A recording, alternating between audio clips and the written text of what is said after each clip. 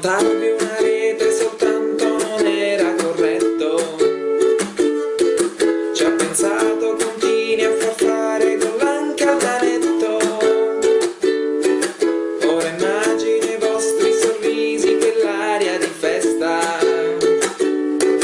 Eravate convinti di avere già vinto anche questa. Non c'è dubbio che un allenatore deve avere mazzo, ma stavolta Mazzarri non vi ha fatto capire un cazzo.